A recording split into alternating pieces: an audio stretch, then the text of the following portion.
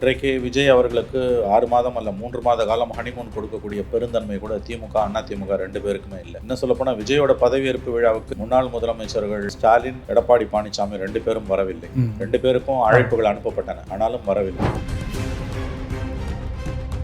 பார்த்தீங்கன்னா எடப்பாடி பழனிசாமி அதிமுகவும் நிதானமாக தான் செயல்படுறாங்க. அவங்ககிட்ட ஒன்றும் பெரிய அளவில் கசப்புணர்ச்சி அல்லது குரோதம் இல்லை. ஆனால் திராவிட முன்னேற்ற கழகத்திடம் பெரிய அளவில் கோபம், குரோதம், கசப்புணர்ச்சி எல்லாமே இருக்குது. நம்முடைய என் டி ராமராவ் சாதனையை விட விஜயோட சாதனை பெரிய சாதனை என்று தான் நான் சொல்வேன். ஏன்னா அங்கே காங்கிரஸ் மட்டும்தான் இருக்குது. இங்கே பல கட்சிகள் இருக்கின்றன. எல்லாரையும் வீழ்த்தி ஒரு சேர தன்னந்தனி ஆளாக திமுக அதிமுகவை வீழ்த்தி வீட்டுக்கு அனுப்பி ஆட்சியை கைப்பற்றியது என்பது மிகப்பெரிய சாதனை. அதிகாரிகள் மாற்றப்பட்டிருக்கிறார்கள். நிர்வாகத்தை முதலமைச்சரும் அமைச்சர்களும் மெல்ல மெல்ல கற்றுக்கொள்ள ஆரம்பித்திருக்கிறார்கள். ஆகவே கொஞ்சம் பொறுமையா இருக்கணும் தான் என்னுடைய கருத்து. எதிர்க்கட்சிகளுக்கு அந்த பொறுமை இல்லை. குறிப்பாக பிரதான எதிர்க்கட்சி தோல்வியின் அதிர்ச்சியிலிருந்து மீள முடியாமலும் விஜய் முதலமைச்சராகி விட்டார் என்ற வயிற்றெரிச்சல் அடங்காமலும் அவர்கள் தொடர்ந்து பிரச்சனைகளை ஏற்படுத்தி கொண்டே இருக்கிறார்கள். சிங்கப்பெண் சிறப்பு அதிரடிப்படை இந்த திட்டத்தை தாவேக்கா ஒரு பெரிய ஒரு கனவு திட்டமாகவே தன்னுடைய தேர்தல் அறிக்கையில் அறிவிச்சாங்க. விஜய் அவர்கள் அந்த திட்டத்தை நேற்று தொடங்கி வச்சிருக்கிறாரு. அதுலேயும் சில விமர்சனங்கள் வைக்கப்படுது. ஏஐ வீடியோக்களில் தமிழ்நாடு அரசு லட்சணையில் மிஸ்டேக் இருக்கு, அதில் தவறுகள் இருக்கு. தமிழ்நாடு அரசுங்கிற வார்த்தையிலேயே மிஸ்டேக் பண்ணியிருக்காங்க. சிங்கப்பெண் திட்ட தொடக்க விழாவில் அந்த விளம்பரத்தில் ஏஐ ஜெனரேட்டட் விளம்பரத்தில் ஏற்பட்ட தவறுகள், அதுதான் அனுபவம் இல்லைன்னா என்ன மாதிரியான பிரச்சனைகள் வருமோ அதை இந்த அரசு சந்திக்குது. இதை பாடமாக ஏற்றுக்கணும்.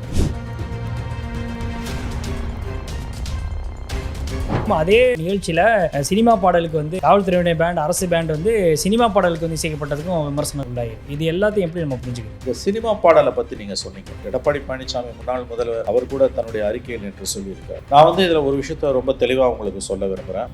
என்ன விதமான புரோட்டோகால் ஆக்சுவலாக எத்தகைய பாடல்கள் இசைக்கப்படணும், எத்தகைய பாடல்கள் இசைக்கப்படக்கூடாதுன்னு ஏதாவது விதிமுறைகள் இருக்கான்னு முதல்ல தெரிஞ்சுக்கணும். இங்கே அந்த மாதிரி சினிமா பாடல்களே பாடக்கூடாது என்ற ஏதாவது விதிமுறைகள் இருக்கிறதா? அப்படின்னால் எத்தகைய பாடல்கள் பாடப்படணும்?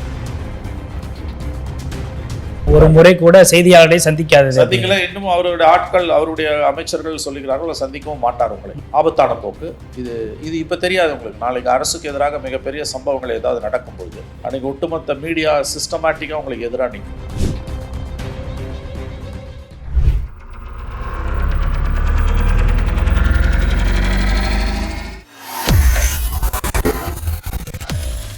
வேலை வேண்டுமா? ப்ளூ ஓஷன் இருக்கிறது.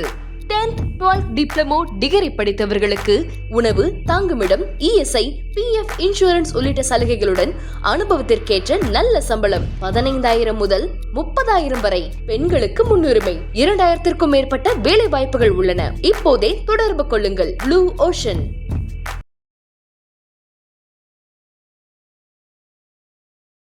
ஐத்தமிழ் நேயர்களுக்கு வணக்கம். இன்றைய சிறப்பு நேர்காணலில் நம்மோடு இணைந்திருப்பவர் மூத்த பத்திரிகையாளர் திரு மணி அவர்கள். அவரிடம் நடப்பு அரசியல் குறித்து விவாதிக்கலாம். வணக்கம் சார். சார், முதலமைச்சர் விஜய் அவர்கள் ஆட்சி அமைச்சு இன்னைக்கு சரியாக 1 மாத காலம் ஆகியிருக்கு. இந்த 1 மாத காலத்துக்குள்ளேயே பல்வேறு விமர்சனங்களும் அவரை எதிர்நோக்கியே இருக்குது. ஏன்னா பல திட்டங்களை அறிவிச்சிருக்கிறாரு. இருந்தாலும் அது தொடர்பான விமர்சனங்களை முன் வச்சுட்டு இருக்கிறாங்க.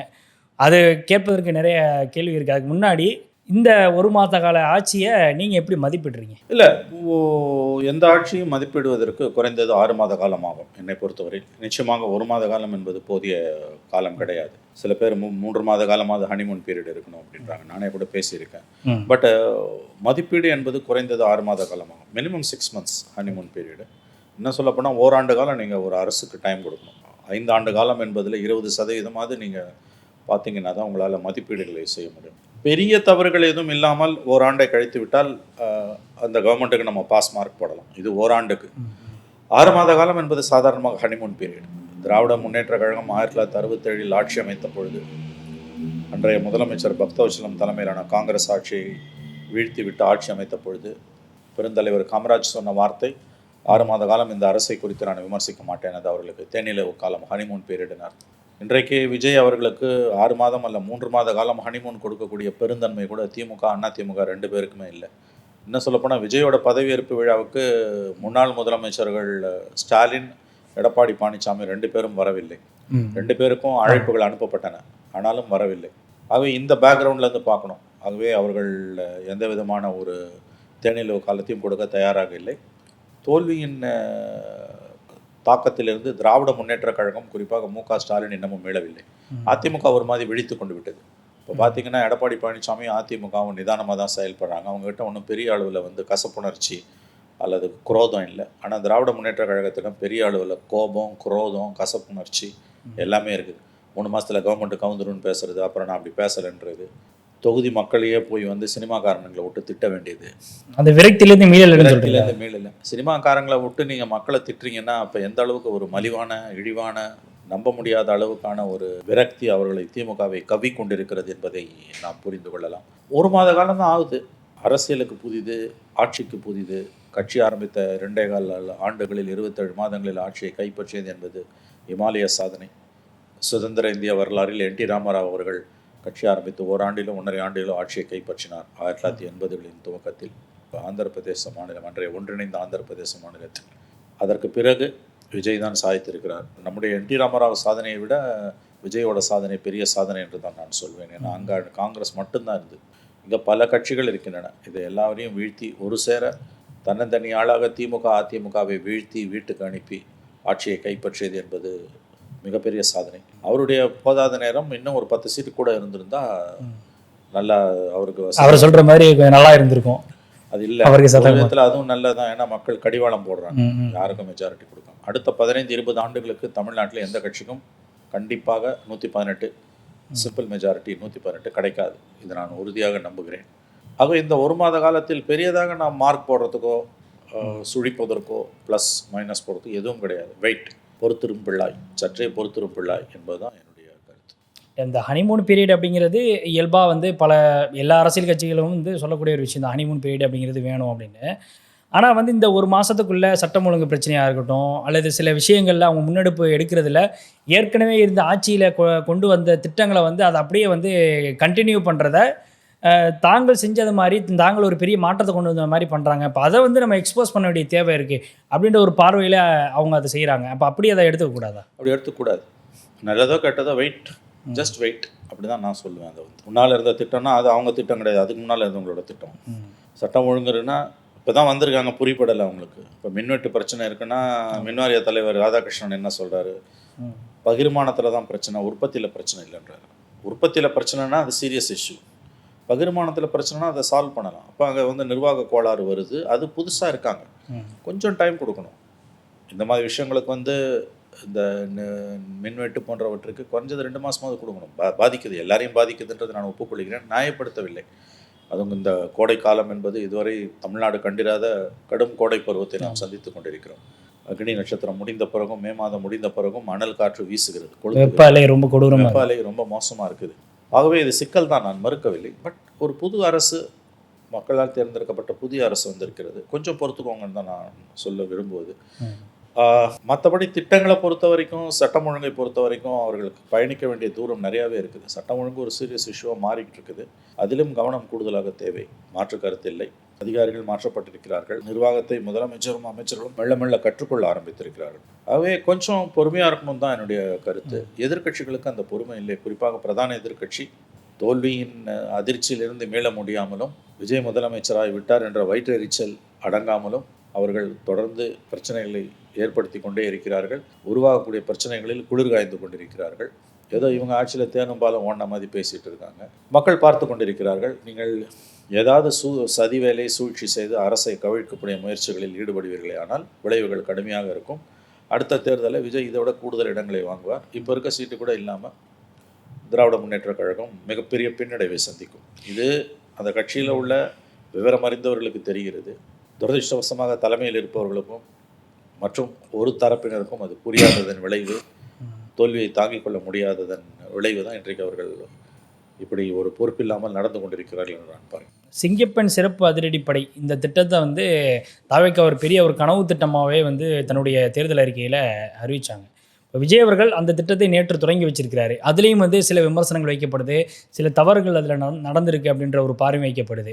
குறிப்பாக அதில் வெளியிடப்பட்ட அந்த காட்சிப்படுத்தப்பட்ட அந்த ஏஐ வீடியோக்களில் வந்து தமிழ்நாடு அரசு இதில் லட்சணையில் வந்து மிஸ்டேக் இருக்குது, அதில் வந்து தவறுகள் இருக்குது, தமிழ்நாடு அரசுங்கிற வார்த்தையிலேயே மிஸ்டேக் பண்ணியிருக்காங்க. அதை திரும்பி கூட நம்ம ப்ரான் பண்ணி அதை கவனிக்க முடியாத அளவுக்கு வந்து இருக்கக்கூடிய அதிகாரிகள் கவனிச்சிருக்கிறாங்க அப்படின்ற ஒரு பார்வை இருக்குது.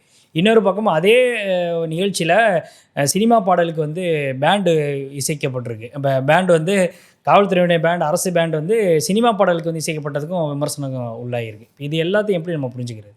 இந்த ஏஐ ஜென்ரேட்டட் விஷுவல்ஸில் ப்ராப்ளம் இருப்பது என்பது வந்து அதான் கவனக்குறைவு, நிர்வாக குறைவு, நிர்வாக அனுபவம் இல்லாததோட விளைவு. அது விஷயம் தெரிஞ்சவங்க கூட இருக்கணும், விஷயம் தெரியாதவங்க இருந்தாங்கன்னா இப்படி தான் நடக்கும். ஆல்ரெடி வந்து செக்ரட்டரிஸ் எல்லாமே வந்து ஏற்கனவே இந்த ஐஏஎஸ் அதிகாரிகள் தானே. அதுதான் அங்கே தான் சிக்கல் வருது. யார் அந்த அதிகாரிகள் அங்கே இருந்திருந்தாங்கன்னா அது நடந்திருக்காது.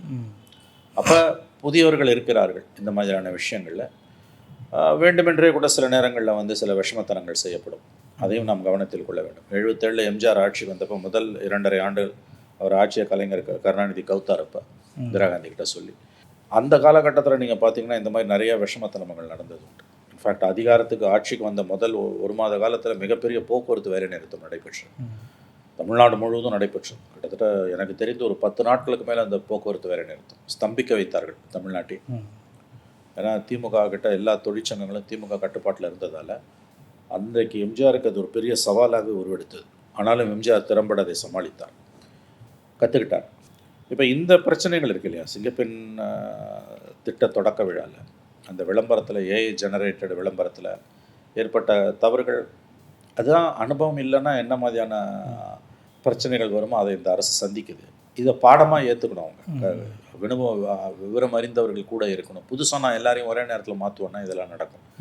இது வேண்டுமென்றே திட்டமிட்டு இந்த விஷமத்தனம் செய்யப்பட்டதா அல்லது கவனக்குறைவால் நிகழ்ந்ததான்னு எனக்கு தெரியாது. விஷமத்தனமாக நடக்கிறதுக்கும் வாய்ப்புகள் இருக்குது, அதை ஒதுக்கி தள்ள முடியாது. இதில் அப்படி நடந்ததான்னு எனக்கு தெரியாது. இல்லை அந்த அதிகாரிகள் இதை பண்ணுறதுக்கான வாய்ப்புகள் இருக்குது அப்படின்னு குறிப்பிட்ட அதிகாரிகள் நான் யாரையும் சொல்ல விரும்பலை, அதை புரிஞ்சுக்கோங்க நான் என்ன சொல்ல வரேன்றது. ஏன்னா திமுக அண்ணா திமுகமாக ஒரு சேர இன்றைக்கு வீழ்த்தப்பட்டிருக்கிறார்கள். 2 முன்னாள் முதலமைச்சர்கள் பதவியேற்பு விழாக்கு கலந்து கொள்ளவில்லை.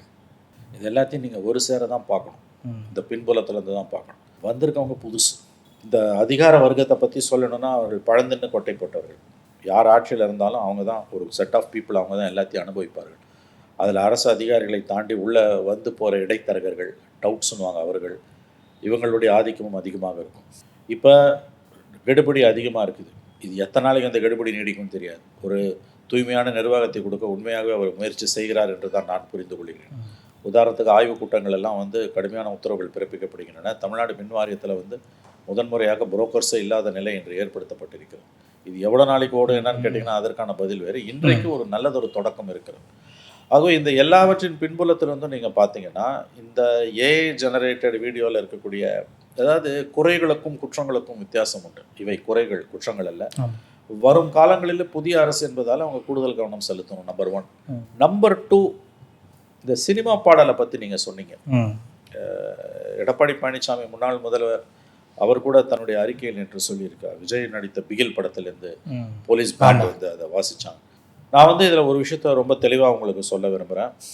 இதில் புரோட்டோகால், அரசோட நடத்தை விதிமுறைகள், அரசு நிகழ்ச்சிகளில் வந்து காவல்துறையோட அந்த பேண்டு வாத்தியத்தில் வந்து அது ரொம்ப நல்லா இருக்கும். அந்த பேண்டு வாத்தியம் என்பது போலீஸ் பேண்டு, ட்ரம்பெட் இதெல்லாம் போட்டு ரொம்ப பிரமாதமாக இருக்கும். தேசிய அளவில் வந்து நேவல் பேண்டு ரொம்ப நல்லா இருக்கும். மாநில அளவில் தமிழ்நாடு காவல்துறையோட அந்த ட்ரம்பட்ஸ் நீங்கள் சொன்ன பரேடு, அந்த போலீஸ் பேண்டு வந்து ரொம்ப பிரமாதமாக இருக்கும். அது வந்து நான் திரும்பவும் சொல்கிறேன், எச்சரிக்கையோடு நீங்கள் கொஞ்சம் கவனமாக இதை கேட்கணும். என்ன விதமான புரோட்டோகால் ஆக்சுவலாக எத்தகைய பாடல்கள் இசைக்கப்படணும், எத்தகைய பாடல்கள் இசைக்கப்படக்கூடாதுன்னு ஏதாவது விதிமுறைகள் இருக்கான்னு முதல்ல தெரிஞ்சுக்கணும். இங்கே அந்த மாதிரி சினிமா பாடல்களே பாடக்கூடாது என்ற ஏதாவது விதிமுறைகள் இருக்கிறதா? அப்படின்னால் எத்தகைய பாடல்கள் பாடப்படணும்? இப்போ தேசிய கீதம், தமிழ் தாய் வாழ்த்து, அதை தவிர வந்து இப்போ பாரதியார் பாடல்கள், அந்த மாதிரி வந்து எல்லோருக்கும் பொதுவான பாடல்கள் மட்டும்தான் இருக்கணுமா? அல்லது எத்தகைய விதிமுறைகளும் கிடையாது, நடைமுறையில் இருக்கிறத அவங்க பயன்படுத்தி கொள்ளலாம் என்று ஒரு பொத்தாம்பொதுவான ஒரு நடத்தை விதிமுறைகள் புரோட்டோகால் இருக்கான்னு எனக்கு தெரியாது, உண்மையிலே எனக்கு தெரியாது. பட் ஒரு பதவியில் இருக்கக்கூடிய முதலமைச்சர், சிட்டிங் சீஃப் மினிஸ்டர், அவர் திரைத்துறையிலிருந்து வந்திருக்கிறார் என்னும் பொழுது ஒரு அரசு நிகழ்ச்சியில் என்ன கேட்டிங்கன்னா மாரலி ஸ்பீக்கிங் அவருடைய பாடல்கள் தவிர்க்கப்பட வேண்டும். நான் அதில் எனக்கு மாற்று கருத்து இல்லை, நான் அதை ஒப்புக்கொள்கிறேன். அது இன் பிரின்சிபல் வந்து அதை நீங்கள் வந்து பண்ணக்கூடாது. பட் அங்கே வந்து உங்களுக்கு வந்து நடைமுறை என்ன? கடந்த காலங்களில் எம்ஜிஆர், ஜெயலலிதா திரைத்துறை சார்ந்தவர்கள், கருணாநிதி திரைத்துறை சார்ந்தவர், 4 பேர் இருந்திருக்காங்க. அதில் வந்து எம்ஜிஆர் ஜெயலலிதாவோட பாடல்கள் வந்து மிக மிக பிரசித்தமானவை. கருணாநிதியை பொறுத்த வரைக்கும் வசனங்கள் தானே ஒழிய பாடல்கள் ஒன்றும் கிடையாது. ஏதோ 1-2 இருக்குமே தவிர மற்றபடி எதுவும் கிடையாது. எம்ஜிஆர் ஜெயலலிதா வந்து மக்கள் மனங்களை கொள்ளை கொண்ட ஆயிரக்கணக்கான பாடல்கள் இருக்கின்றன. 1000 பாடல்கள் இருக்கு. அவை இவர்கள் இருவரும் 10 ஆண்டுகள், எம்ஜிஆரும் 15 ஆண்டுகளுக்கும் மேலாக ஜெயலலிதாவும் முதலமைச்சராக அந்த 25 ஆண்டு காலத்தில் தமிழ்நாடு அரசு நிகழ்ச்சிகளில், குறிப்பாக காவல்துறை நிகழ்ச்சிகளில் காவல்துறை பேண்ட் வாத்தியம் அந்தந்த முதலமைச்சர்கள் கலைஞர் ஜெயலலிதாவோ எம்ஜிஆரோ இருக்கும்போது பாடல்களை இசைத்தார்களா இல்லையா என்று எனக்கு தெரியாது. அதையும் தாண்டி நான் சொல்ல விரும்புவது, இத்தகைய நிகழ்ச்சிகளில் எத்தகைய பாடல்களை அதனுடைய இசையை காவல்துறை பேண்ட் வந்து வாசிக்க வேண்டும் அல்லது வாசிக்கக்கூடாது என்று நடத்தை விதிமுறைகள், that is practical rules, protocol இருக்கான்னு எனக்கு தெரியாது. அதனால் அந்த கேள்விக்கான பதில் வந்து கடினம். பட் அது எப்படி இருந்தாலும் நான் வந்து இன் பிரின்சிபல், கொள்கை அளவில் நான் உங்களுக்கு தெரிவிக்க விரும்புவது, ஏன்னா சின்ஸ் நீங்கள் இந்த கேள்வியை கேட்டதால், அது எம்ஜிஆரோ ஜெயலலிதாவோ விஜயோ அவர்கள் முதலமைச்சராக ஒரு அணிவகுப்பு மரியாதையை ஏற்றுக்கொள்ளும் பொழுது அவர்களுடைய பாடல்களை, திரைத்துறை பாடல்களை, சினிமா பாடல்களை காவல்துறை பேண்ட் வாத்தியங்கள் இசைக்காமல் இருப்பது இன் பிரின்சிபல் கொள்கை அளவில் நல்லது, அவ்வளோதான். பட் அதில் கைட்லைன்ஸ் ஏதாவது இருக்கா இல்லையான்னு தெரியாமல் இதில் தீர்ப்பு எதுவும் எழுத முடியாது.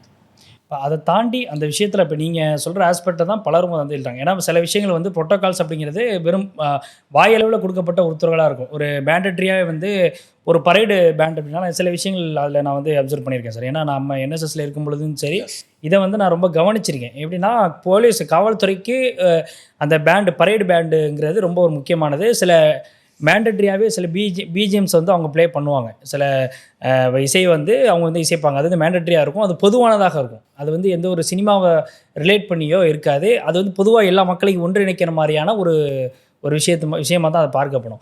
ஆனால் இது பர்பஸாகவே ஒரு சினிமா பாடலை வந்து உள்ளே கொண்டு வந்து திணிக்கிற மாதிரியான ஒரு சூழல் தானே இது. புரோட்டோகாலுங்கிறதையும் தாண்டி இதை வந்து அவங்களுடைய சுய தேவைக்காக பயன்படுத்துகிறாங்கன்ற பார்வை வரும். அதுதான் எவ்வளோ சொன்னோம் உங்களுக்கு, எனக்கு தெரியாது புரோட்டோகால் என்னன்றது எனக்கு தெரியாது. ஜென்ரலி அப்படி பண்ண மாட்டாங்கன்னு தான் நான் என்பதை நான் ஏற்றுக்கொள்கிறேன் பொதுவாக. ஆனால் கடந்த காலங்களில் என்ன நடந்ததுன்னு நமக்கு தெரியாது. அப்படி இல்லாத பொழுது இதை வந்து ஒரு பெரிய குற்றமாக வச்சு என்னால் விமர்சிக்க முடியாது. ஏன்னா எனக்கு தெரியாது, எனக்கு I don't know the protocol. நான் சொல்கிறது இன் பிரின்சிபல் புரோட்டோகாலே இருந்தாலும் கூட ஒரு சிட்டிங் சீஃப் மினிஸ்டரோட சினிமா பாடலை இசைப்பது என்பது தவிர்க்கப்பட வேண்டும். அதில் எனக்கு மாற்று கருத்து கிடையாது. இப்போ நீங்கள் பார்த்தீங்கன்னா நேஷ்னல் லெவலில் எல்லா விதமான அணிவகுப்புலேயும் வந்து நேவல் பேண்டாக இருக்கட்டும், ஆர்மி பேண்டாக இருக்கட்டும், அல்லது வந்து சிஆர்பிஎஃப் அவங்களோட பேண்டில், அதில் எல்லாத்தையுமே கூட எனக்கு தெரிந்து இப்போ ஜாரா ஜஹாஸே அச்சா வந்து பாடப்படும். எல்லா காலத்துலேயும் பாடப்பட்டிருக்கும். மோடி கவர்மெண்ட் வந்த பிறகு தான் அது ஏதோ மாற்றினாங்க. அந்த மாதிரி பொதுவான பாடல்கள் இசைக்கப்படுவதை வந்து யாருக்குமே எந்த விதமான மாற்று கருத்தும் இருக்க முடியாது. பட் நீங்கள் பிகில் படத்துலேருந்து கொண்டு வந்து ஒரு போலீஸ் பேண்டில் நீங்கள் ஒரு பாடலை இசைப்பீர்களே ஆனால் அது விமர்சனத்துக்குள்ளாவது தவிர்க்க முடியாது. நான் அதை ஒப்புக்கொள்கிறேன். பட் புரோட்டோகால் தெரியாமல் என்னால் எதுவும் பேச முடியாது.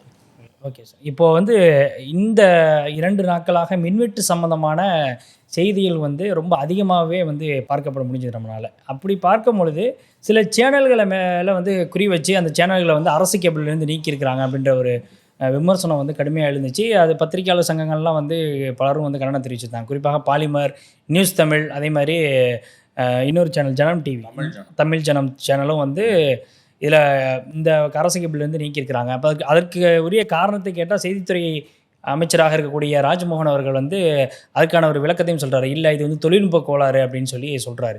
ஆனால் அதற்கான உரிய காரணத்தை அவங்களால சொல்ல முடியலை அப்படின்றது தான் இவங்க வைக்கக்கூடிய வாதமாக இருக்குது. இந்த மின்வெட்டு தொடர்பான செய்திகளை வெளியிட்டாங்க, அதனால தான் இந்த சேனலுடைய இதை வந்து அரசு கேபிள்லேருந்து நீக்கியிருக்கிறாங்க அப்படின்ற பார்வை எப்படி பார்க்குறீங்க? இது ரொம்ப டிஸ்டர்பிங் ஆனதுங்க. ஆட்சிகள் மாறினாலும் காட்சிகள் மாறலை. எடப்பாடி ஸ்டாலின் பீரியடில் இதே தான் நடந்தது. இதே பண்ணுவாங்க, ஆனால் காரணம் இதே மாதிரி சொல்லுவாங்க. இதே தான் தொழில்நுட்பம் பண்ணுவாங்க. அதே தான் இப்பயும் தொடருது. இது தொழில்நுட்பத்தால் பிளாக் அவுட் ஆகலை அப்படின்றது எல்லாருக்கும் தெரியும். குறிப்பாக நமக்கு பத்திரிகையாளர்களுக்கு கண்டிப்பாக தெரியும். ராஜ்மோகன் அமைச்சர் சொல்கிறது வந்து ஏற்புடையதல்ல. எடப்பாடி பழனிசாமி, அண்ணாமலை போன்றவர்களும் இதை கண்டித்திருக்கிறார்கள். மின்வெட்டு பிரச்சனையை பற்றி குறிப்பாக பாலிமர் சேனல்லாம் வந்து மக்களை வந்து சந்தித்து நேரடியாக பெரிய அளவில் அது குறித்த செய்திகள் கண்டினியூஸாக ஒளிபரப்புனாங்க. அது மக்கள் மத்தியில் ஒரு தாக்கத்தையும் ஏற்படுத்து. ஏன்னா இந்த கோடை பருவம் வந்து மிகப்பெரிய அளவு ஒரு வெப்ப அலையை நாம் எதிர்கொண்டு இருப்பதால் 3 மணி நேரம் 4 மணி நேரம் 6 மணி நேரம்லாம் நீங்கள் வந்து மின்வெட்டு அமல்படுத்துகிறீங்க அப்படின்னா மக்கள் மத்தியில் ஒரு கொந்தளிப்பு ஏற்படுது என்பது இயல்பானது. இப்போ பார்த்தீங்கன்னா மருத்துவமனைகள் இதனால் ஏற்படக்கூடிய பாதிப்புகள் என்ன, அது ரொம்ப முக்கியமானது. இந்த 2-3 நாளைக்கு முன்னால் தினமலரில் வந்த செய்தி வந்து தாம்பரத்தில் வந்து டயாலிசிஸ் சென்டரில் மின்தடை காரணமாக மிகப்பெரிய அளவில் நோயாளிகள் அவதிக்குள்ளாகி இருக்கிறார். இதெல்லாம் வந்து மிக மிக ஆபத்தான ஒரு நிலைமை. அப்போ இதை வந்து மீடியா வெளிக்கொண்டு வர்றது மீடியா சமூகத்துக்கு செய்யக்கூடிய ஒரு மிகப்பெரிய கடமை. அதில் ஆட்சியாளர்களை பொறுத்த வரைக்கும் இந்த காட்சி ஊடகத்தில் இருக்கக்கூடிய மிகப்பெரிய ஒரு ப்ளஸ்ஸு மைனஸ்ஸு அது ஏற்படுத்தக்கூடிய தாக்கம் அதிகம். அதனால் ஆட்சியாளர்கள் வந்து தங்ககிட்ட இருக்க அதிகாரத்தை பயன்படுத்தி அதை உருவுறாங்க. இதே வந்து இப்போ பேப்பரில் எழுதுறதை தடுக்க முடியாது. இப்போ தினமலரில் அதை எழுதும் பொழுது அது ஏற்படுத்தக்கூடிய தாக்கம் என்பது வந்து இப்போ இதை நீங்கள் பார்த்தீங்கன்னா கடந்த காலங்களில் வந்து ஒரு 30 ஆண்டுகளுக்கு முன்பு தொலைக்காட்சிகள் இல்லாத காலகட்டத்தில் வெறும் தூர்தர்ஷனம் மட்டும் நம்பி இருந்த காலகட்டத்தில் இதே மாதிரியான ஒரு செய்தியை வந்து ஒரு 2-3 பத்திரிகைகள் போட்டால் கூட அரசாங்கத்தால் ஒன்றும் பண்ண முடியாது. வேணால் அவங்கள திட்டி இப்போ தனிப்பட்ட முறையில் எழுதுவாங்களே ஒழிய அதை தடுக்க முடியாது. பிரிண்ட்டை வந்து தடுக்க முடியாது. தொலைக்காட்சியை பொறுத்த வரைக்கும் அவங்க என்ன பண்ணுறாங்கன்னு கேட்டிங்கன்னா, அரசு கேபிள்ன்றது வந்து இன்றைக்கி செய்தி சேனல்கள் எல்லாமே உலகம் முழுவதும் மிகப்பெரிய அளவில் நஷ்டத்தில் ஓடிட்டு இருக்கு, எக்ஸப்ட் 1 or 2 சேனல்ஸ். ஏன்னா அந்த சேனல்ஸ் வந்து ஜென்ரல் பேக்கேஜுக்குள்ளே இருக்கிறதால அவங்களுக்கு வந்து லாபம் இருக்குது. உதாரணத்துக்கு சன் டிவி மாதிரியானது வந்து அவங்களுக்கு ஒரு 30 சேனல் இருக்குதுன்னா ஜென்ரல் என்டர்டெயின்மெண்ட்டு, ஸ்போர்ட்ஸு, அந்த மாதிரி இது இப்போ காமெடி சேனல், மற்ற சேனலில் இருக்கக்கூடிய எல்லாத்தையும் வச்சு பேக்கேஜில் ஓட்டிப்பாங்க. அதை தவிர வந்து 90% மேலே நியூஸ் சேனல்ஸ் எல்லாமே உலகம் முழுவதும் லாஸ்ட்டில் தான் ஓடுது. இப்போ தொழில்நுட்பம் வந்து என்ன தான் டிஷ் வந்தாலும் கேபிளை நம்பி இருக்கக்கூடிய சென்னை மாநகரங்களுக்கு தாண்டி 2ஆம் கட்ட 3ஆம் டயர் 2 டயர் 3 சிட்டிஸ்லலாம் அரசு கேபிள் தான் பெரிய அளவில் மக்களால் பார்க்கப்படுது. அதில் தூக்கி முன்னால் இருக்கிறத தூக்கி பின்னால் இருக்கிறத தூக்கி இன்னும் பின்னால் போட்டு அப்புறம் இன்னும் பின்னால் இருக்கிறத இருட்டடிப்பு பண்ணுறதுன்றது வந்து எல்லா அரசுகளுமே செய்யக்கூடிய அட்டூழியம். இது ஜெயலலிதா பீரியடில் இந்த அட்டூழியம் நடந்தது, எடப்பாடி பீரியடில் நடந்தது, ஸ்டாலின் பீரியடில் நடந்தது, விஜய் பீரியட்லேயும் நடக்குது. இதனாலெல்லாம் ஒன்றும் நீங்கள் வந்து சாதிக்க போகிறதும் கிடையாது. அதையும் நான் சொல்லிடுறேன். எப்படின்னா சீப்பை ஒழிச்சு வச்சா கல்யாணம் நின்றுன்ற மாதிரி இன்றைக்கி வந்து இது என்ன தான் செய்தி சேனல்கள் வந்து தமிழகத்தை பொறுத்த அரசு கேபிளை நம்பி இருந்தாலுமே விசிபிலிட்டியை பொறுத்த வரைக்கும் மொபைலுக்கு எல்லாம் போயிட்டாங்க. சோஷியல் மீடியா டிஜிட்டல் ஸ்ட்ராங் பண்ணிட்டு இருக்காங்க. டிஜிட்டல் எல்லாருமே ஸ்ட்ராங் பண்ணிட்டு இருக்காங்க. இப்பயே ஸ்ட்ராங்காக இருக்குது. அது இன்னும் சொல்ல போனீங்கன்னா எதிர்மறையான செய்திகள் தான் விரைவாக பரவும், கெட்ட செய்தி தான் விரைவாக பரவும். இப்போ மின்வெட்டால் மக்கள் பாதிக்கப்பட்டு கொந்தளித்து சாலைகளில் வந்து முற்றுகையிடுறாங்க, மின்வாரி அலுவலகங்களை முற்றுகையிட்டு போராடுறாங்கன்னா அந்த செய்திகள் வந்து நீ என்ன தான் அரசு கேபிள் அதை காட்டாட்டியுமே வந்து மொபைல் மூலமாக போயிடும். இன்றைக்கு ஓரளவுக்கு எக்ஸாக்ட் பர்சன்டேஜ் தெரியல,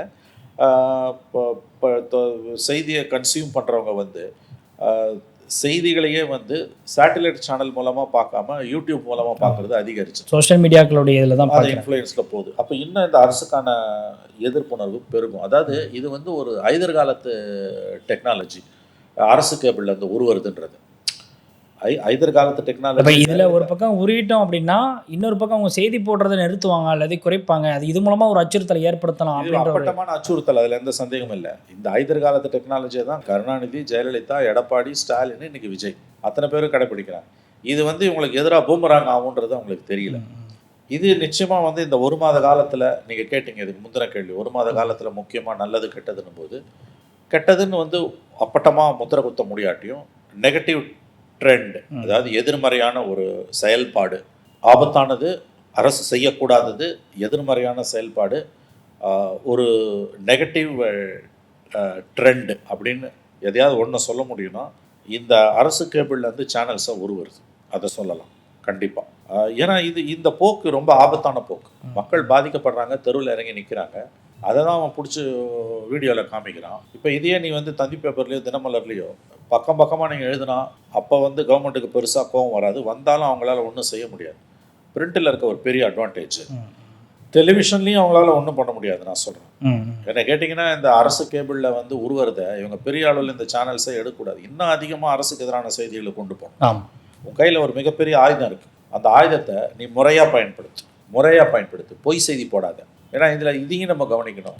இந்த தொலைக்காட்சிகள் வந்து பொய் செய்திகளையும் கடந்து போட்டுக்கிட்டு இருக்காங்க. அந்த இடத்துல நீ உன் தர்மத்தை மீறக்கூடாது. உன் கையில் இருக்க ஆயுதத்தை நீ வந்து முறையாக பயன்படுத்தணும். பயப்பட வேண்டிய அவசியம் கிடையாது. ஆனால் இந்த போக்கு என்பது ரொம்ப ஆபத்தானது. அமைச்சருடைய கூற்று உண்மைக்கு மாறானது. இதே தான் ஜெயலலிதா பீரியடில் மந்திரி சொன்னார், ஸ்டாலின் பீரியடில் மந்திரி சொன்னார், எடப்பாடி பீரியடில் சொன்னார், இன்றைக்கி விஜய் பீரியட்லேயும் சொல்கிறாங்க. அவங்களுக்கெல்லாம் என்ன முடிவு வந்தது? அரசியல் ரீதியாக ஒரு தேர்தல்களில் தோற்கடிக்கப்பட்டார்கள். இதை கவனத்தில் வச்சுக்கணும். இந்த மாதிரி மீடியாவை வந்து பிளாக் அவுட் பண்ணக்கூடிய ஆட்சியாளர்கள் கவனத்தில் கொள்ள வேண்டியது, உங்கள் முன்னோர்கள் இதை செஞ்சாங்க, இந்த அறத பழசலான ஐதர் டெக்னிக்கை அவர்கள் வீட்டுக்கு அனுப்பப்பட்டார்கள்.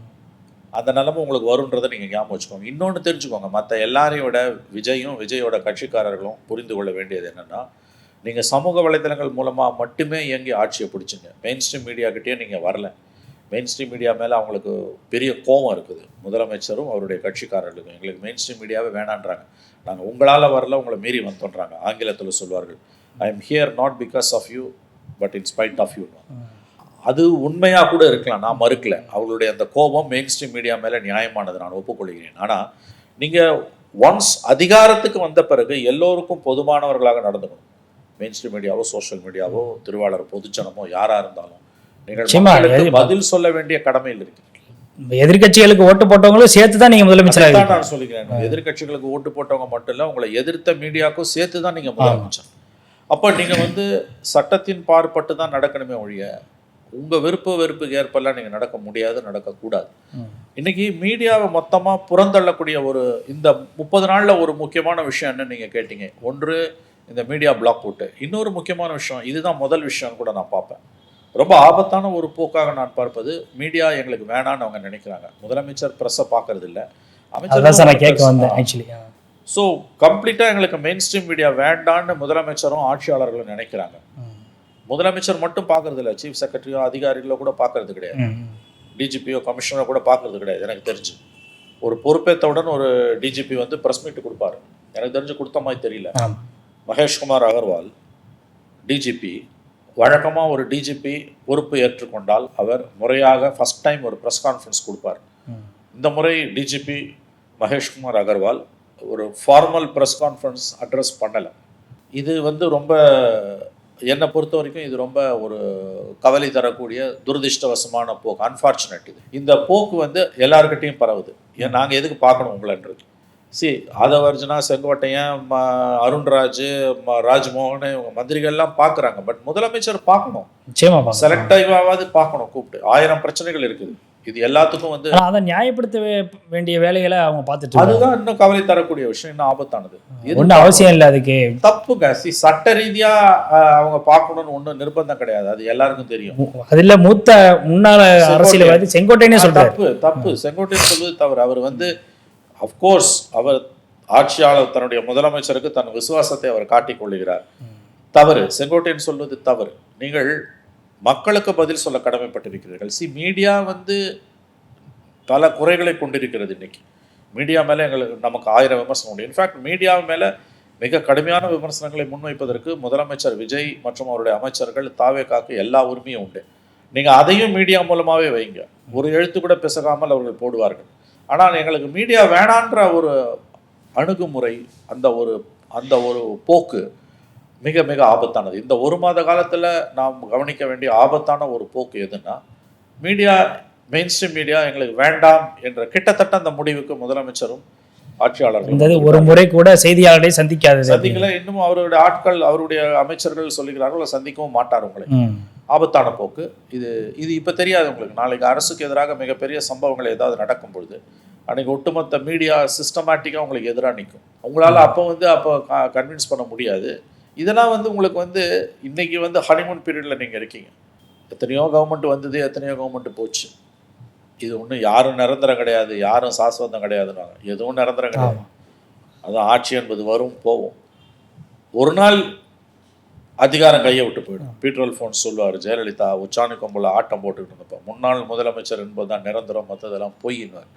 அதுதான் உண்மை. இன்னைக்கு ஒரு நொடியில் இயற்கை எல்லாத்தையுமே மாற்றிடும். ஆகவே அதுக்கு கண்ணு முன்னாடி நமக்கு ஒரு ஆதாரம் முன்னாள் முதல்வர் ஸ்டாலினுக்கு பார்த்தோம். அதனால இது நன்றாக நினைவில் வைத்துக் கொள்ளுங்கள். இது மீடியா வந்து பெரிய அளவில் இன்னைக்கு வந்து ஒன் சைடடாக இருக்கின்றதை நான் ஒப்புக்கொள்கிறேன். கார்பரேட் இன்ட்ரெஸ்ட் பெரிய அளவில் இருக்கின்றதையும் நான் ஒப்புக்கொள்கிறேன். பட் ஸ்டில் மோடி மாதிரி விஜய் இருக்க முடியாது, இருக்கக்கூடாது.